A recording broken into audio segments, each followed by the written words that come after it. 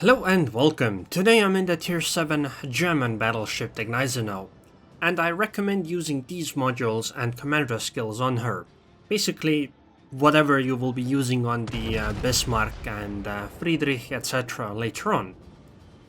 This is a Tier 7 match on the map Trident, which means I'm gonna have a lot of fun because the Gneisenau is a very powerful ship for Tier 7.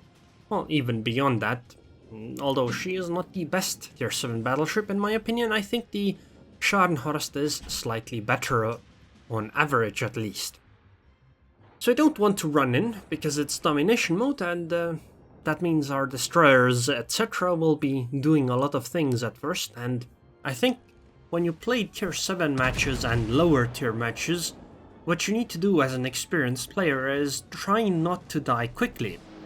Because often people will suicide and do other crazy things early on, and if you are among one of them, then it's very difficult for you to pick up the pieces that those kinds of players tend to leave the game in.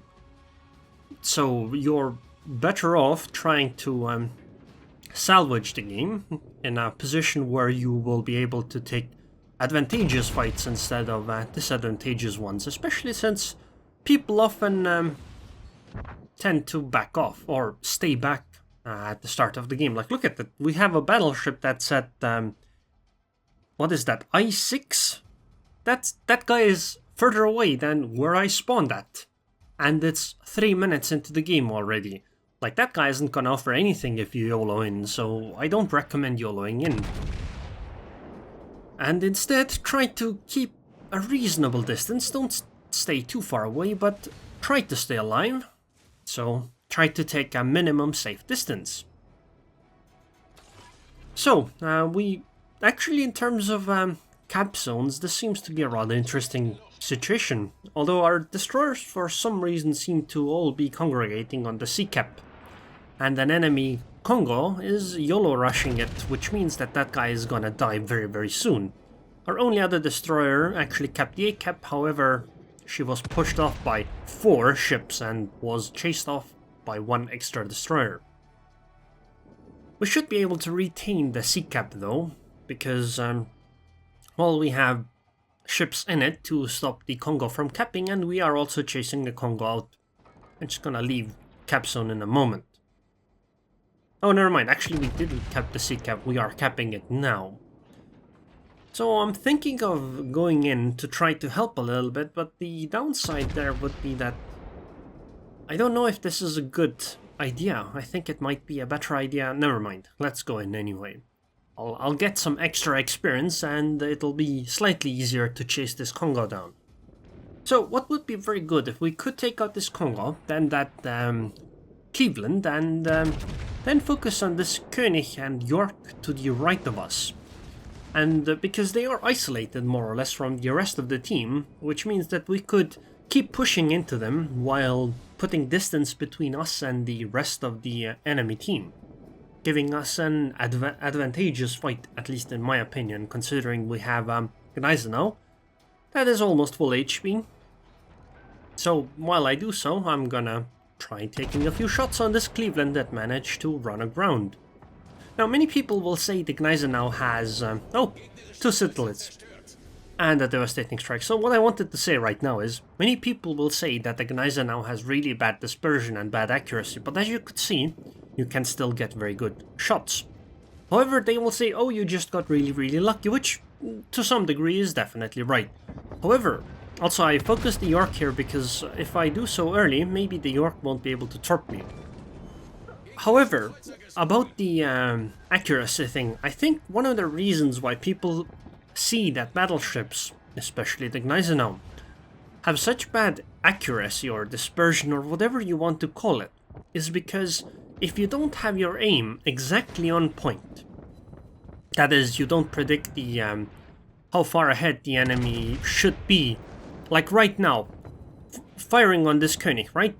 I could fire exactly on the ship, like on the nose. I could point my guns there, or I could point the guns ahead of the ship, like half a ship length. Whichever one I do, the shells will still go towards the ship, and the shells should still hit, right? However, there will be a difference in what the game expects you to predict And if you don't predict that correctly, then the game disengages your improved dispersion whatever thing. Basically something that helps you land shots if your aim is not quite on target. And essentially, okay, so the torps finished her off. And basically what that means is that if your aim is not on point, you're going to get worse dispersion. At least it will seem like that for you, even though it's actually an advantage, because if your aim is not on point, then having very good dispersion is going to lead to a lot of misses. However, it will seem really bad. But if your aim is on point, then generally your shells are really, really good.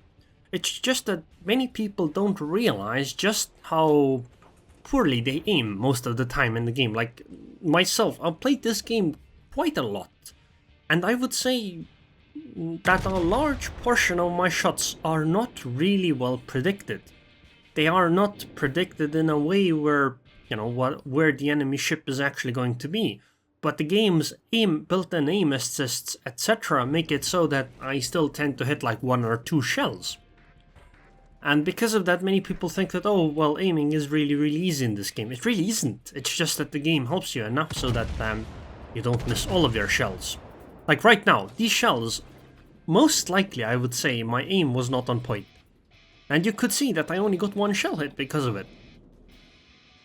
If I had aimed better, then the dispersion would have seemed a tiny bit tighter. Oh well, it is what it is. You sometimes just don't get as great hits. And you might have heard me explain this kind of a thing before. And the reason why I explain it again and again and again is because some people just don't get it at first. Or maybe they haven't watched the other videos where they don't know that. So I think it's important to keep explaining these kinds of things. Okay, so we have the sea cap. We have 5 ships. The enemy team has 5 ships. Considering how much HP I have left, I think what the important thing at this point is the fight against this Scharnhorst. I would really like to torpedo right now, but my torpedoes would most likely hit our friendly New York, which would be very disadvantageous. The good thing is that I am inside the smokescreen, which means the Scharnhorst is unlikely to try to torpedo me, because he probably doesn't expect exactly where I am, or, you know, other things like that. And the Scharnhorst actually ran aground, which means I will be getting a few more shots off on her, and this should make it quite easy.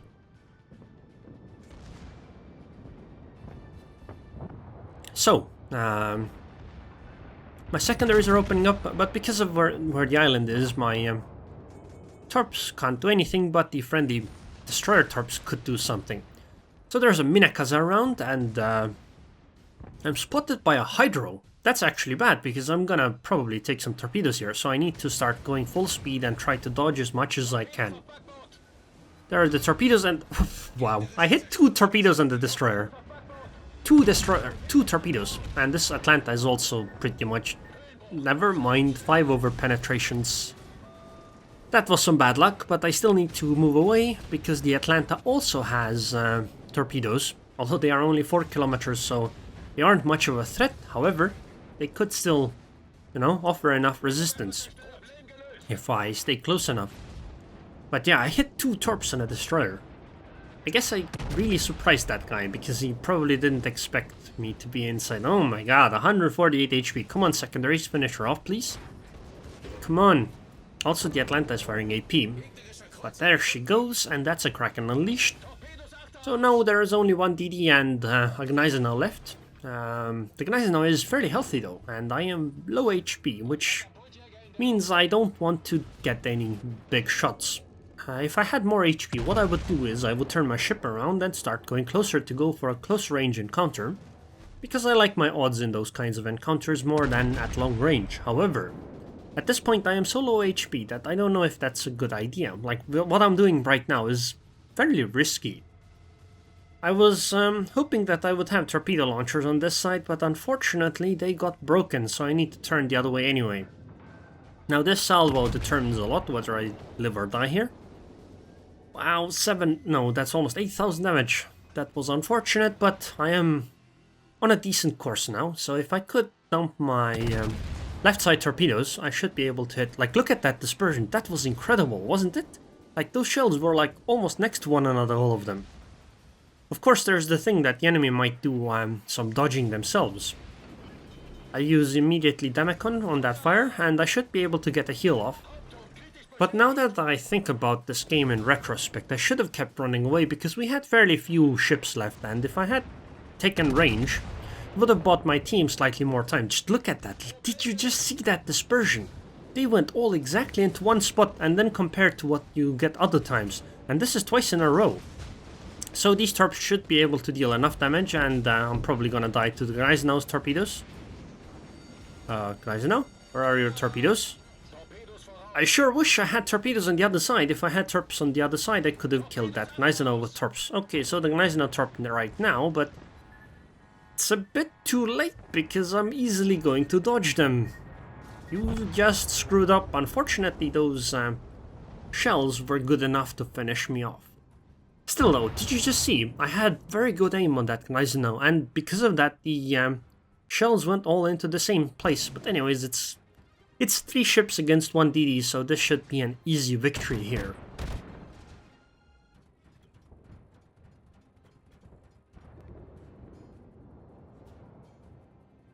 By the way, that Mutski just got torpedoed by the Nicholas. This New York is going in against the Nicholas, which likely means the New York is going to die, and our last Nicholas is very low HP. So we might actually very easily lose this game at this point. So yeah, that's actually not very good for us.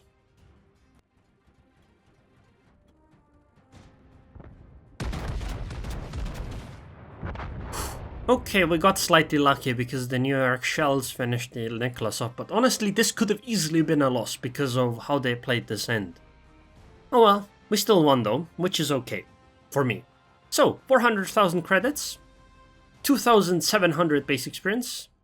I'm gonna compliment the New York though, because he did play properly.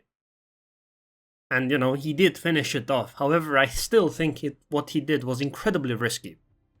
So 10,000 experience, close quarters expert, Confederate, Kraken Unleashed, 2 devastating strikes, high caliber, 180,000 damage done, 47 shell hits, 7 torpedo hits, 5 ships destroyed, 2 citadel hits, 1 assisted cap, and 91 secondary hits.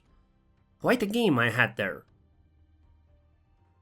Detailed report, only 1 million potential damage taken, so I didn't get shot at as much as I normally do while playing Battleships, but still, it was an only 12-minute game and it was tier 5 to 7. 200,000 credits profit for a non-premium ship, that's a lot, and anyways, if you guys enjoyed this video then like it, if not then dislike it, and I would like to thank the patrons on Patreon. Thank you very much for your continued support, Leops, and I hope I see you guys next time.